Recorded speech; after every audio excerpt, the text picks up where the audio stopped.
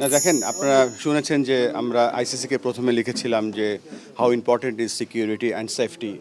আমাদের স্কোপ আছে হচ্ছে খেলোয়াড়দের দেখা, কিন্তু খেলোয়াড়ের বাইরে যে বড় একটা জনগোষ্ঠী আছে, আমাদের সাংবাদিকরা আছেন, আমাদের ক্রিকেট স্পন্সররা আছেন, আমাদের ক্রিকেটের লাভাররা আছেন, অনেক খেলা দেখতে যাবে, সমস্ত সিকিউরিটি তো ক্রিকেট বোর্ডের পক্ষে দেওয়া বা জিজ্ঞেস করা সম্ভব নয়। এই জন্য আমরা সরকারের নির্দেশনা নিচ্ছি, কারণ আপনারা জানেন যে আমাদের যে কোনো বিদেশ ট্রিপে যাওয়ার সময় আমাদের গভর্নমেন্ট অর্ডার লাগে। তো সেই অর্ডারটার পজিশনটা আমরা জানতে এসেছিলাম, আমরা জেনে গিয়েছি যে আমরা সকলে একসাথে এই যে সেফটি এবং সিকিউরিটি যদি ইমপ্রুভ না করে আমরা এই বিশ্বকাপে আমরা ফাইট করে যাব ফর আওয়ার রাইটস।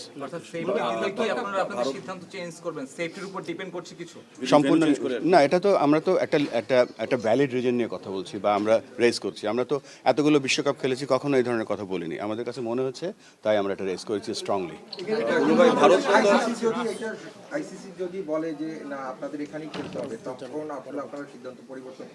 না, আইসিসিকে আমরা বোঝাবো, আমাদের মন্ত্রী মহোদয় যেভাবে বলে গেলেন আমরা বোঝাবো। কেননা দেখেন, পূর্বেও কিন্তু সিকিউরিটির কারণে বিভিন্ন এই ধরনের ইভেন্ট হয়েছে, এবং আপনারা জানেন যে হাইব্রিড বিশ্বকাপ যে হচ্ছে সেটার মূল কারণটাই কিন্তু সিকিউরিটি। সো আমরা আশা করছি যে আমরা যে আমাদের রিজনগুলো আছে সেগুলো আমরা এস্টাবলিশ করতে পারবো। অন্য আরো দেশ খেলতে যাবে, তো তাদের নিরাপত্তার বিষয়টিও চলে আসবে নিশ্চয়ই। তারা যদি কমপ্লেন না করে আমাদের কমপ্লেনটা টিকবে কিনা, আপনি কি মনে করছেন? না, আমরা তো ভ্যালিড রিজন নিয়ে কথা বলছি, এটা তো নাথিং। আর দেখেছেন তো মুস্তাফিজ যখন একটা খেলোয়াড়কেই যখন দেখলাম যে শৃঙ্খলা সিকিউরিটি দিতে অসুবিধা কারণেই তো তাকে বাদ দেওয়া হয়েছে, তখন একটা দল, একটা পুরো বাংলাদেশের জনগোষ্ঠী যারা খেলা দেখতে যাবে, এটা তো বিরাট ব্যাপার।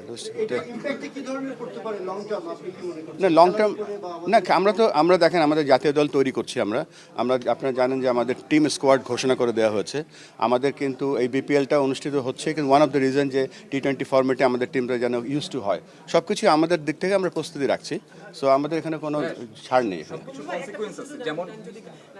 ইতিমধ্যে আইসিসি জানিয়েছে যে আসলে শ্রীলঙ্কা খেলাটা সম্ভব হচ্ছে না, সেই ক্ষেত্রে আপনারা মিটিং যে করলেন, পরবর্তী সিদ্ধান্তটা আসলে আপনারা বুঝাবেন কি হতে পারে? এই যে একটা প্রোপাগান্ডা চলছে যে আইসিসি আমাদেরকে জানিয়েছে শ্রীলঙ্কা খেলা সম্ভব না, এই ধরনের কোনো কথাই হয়নি আমাদের কারোর সাথে।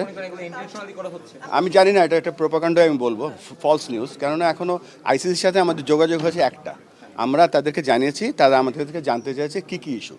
তো আমরা এখন কি কি ইস্যু সেগুলো লিখে পাঠাবো।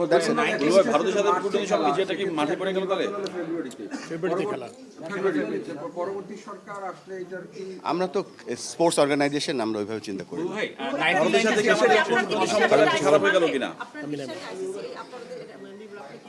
এটা তো আইসিসি তো একটা, আপনারা জানেন যে আইসিসি, ফিফা, ওয়ার্ল্ড টেনিস, এটা হচ্ছে একটা ওয়ার্ল্ড অর্গানাইজেশন, এবং তাদেরকে আমরা আমাদের যে রিজনগুলো আছে, কারণগুলো আমরা বোঝানোর চেষ্টা করি। Thank you.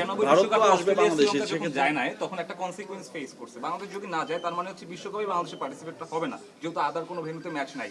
সো বিসিবি কি সেটাও কনসিডার করবে? বিসিবি সেটাও কনসিডার করবে। যখন চ্যাম্পিয়ন্স ট্রফি হয়েছিল তখন ইন্ডিয়া পাকিস্তানে যায়নি, এবং পাকিস্তানও কিন্তু গত কয়েকটা বিশ্বকাপ খেলতে ইন্ডিয়াতে আসেনি। সো আমরাও আশা করছি যে আমরা একটা সঠিক অ্যান্সার পাবো। আমি একটু সহজ করে দিই আপনাকে, যদি এরকম হয় ভারতে না যাওয়ার বিনিময়ে যদি বিশ্বকাপ কনসিডার করতে হয়, কম্প্রোমাইজ করতে হয়, সিচুয়েশন আমাদেরকে বলবো সেটা। আমরা আমাদের ব্যাপারে অনড়। থ্যাংক ইউ, আপনাকে অনেক ধন্যবাদ।